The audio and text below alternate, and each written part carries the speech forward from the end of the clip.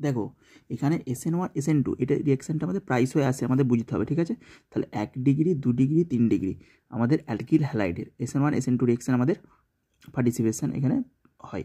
দেখো আমাদের যদি প্রথমে দেখি, দেখো তো যদি প্রথমে দেখি দেখো তো এখানে CH3 CH2 এটা আমাদের Br আছে। তাহলে এইটা আমাদের একটা আছে মলিকিউল, আর একটা দেখো এখানে CH3 CH Br আছে, আর একটা দেখো CH3 C, এটা হচ্ছে কার্বন, এইদিকে একটা CH3 আর উপর দিকে একটা CH3 দিলাম, আর এটাতে Br দিলাম। এখানে কোনো হাইড্রোজেন নেই, এটা অনলি কার্বন। দেখো যে অ্যালকিল হ্যালাইডটা যেই কার্বনের সাথে যুক্ত আছে সেটাতে আমাদের দুটো হাইড্রোজেন যুক্ত আছে, এটাকে কি বলবো আমরা 1 ডিগ্রি। অ্যালকিল হ্যালাইডটা যেই কার্বনের সাথে যুক্ত আছে সেটাতে দুটো হাইড্রোজেন যুক্ত আছে, এটাকে বলবো 1 ডিগ্রি। অ্যালকিল হ্যালাইডটা হ্যালোজেন গ্রুপটা যেই কার্বনের সাথে যুক্ত আছে সেটা একটার সাথে যুক্ত আছে, এটাকে বলবো 2 ডিগ্রি।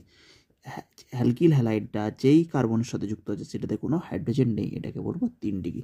তার মানেই তো এটা 3টে কার্বনের সাথে যুক্ত হয়ে যাচ্ছে, এটা দুটোর সাথে এটা একটার সাথে। মেন ডেফিনেশন কি, হ্যালোজেন গ্রুপটা যেই কার্বনের সাথে যুক্ত থাকবে সেটাতে দুটো হাইড্রোজেন, এটাতে একটা হাইড্রোজেন, এটাতে নো হাইড্রোজেন।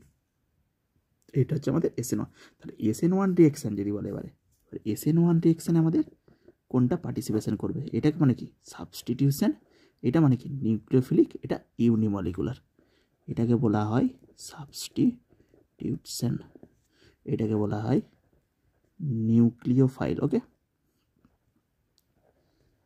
নিউক্লিওফাইল, এটাকে বলা হয় নিউক্লিওফাইল, আর এটাকে বলা হয় ইউনিমলিকুলার। তার মানে দেখো এটাকে সাবস্টিটিউশন কেন বলা হচ্ছে, এই অ্যালকিল মনে করো, এবারে যদি আমি SN1 রিয়েকশন বলি, SN1 রিয়েকশনে সবসময় 3 degree alkyl halide best participation করে।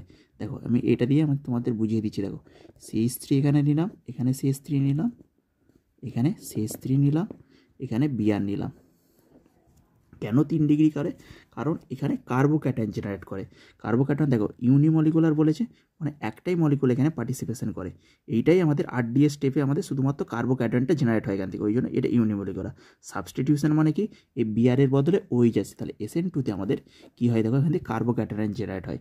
কার্বোক্যাটায়ন মানে 3 ডিগ্রি, ওই জন্য ভালো সব থেকে পার্টিসিপেশন করে। ওকে, SN1-এ দেখো এখানে কার্বোক্যাটায়ন, তাহলে এখানে যে কার্বোক্যাটায়নটা বেশি স্টেবল হবে না 2 ডিগ্রি 1 ডিগ্রি থেকে যেই কার্বোক্যাটায়নটা বেশি স্টেবল হবে, 3 ডিগ্রি থেকে বেশি স্টেবল হবে, কারণ এখানে 3টে হচ্ছে আমাদের 3 3 6 number of alpha hydrogen more 3 degree.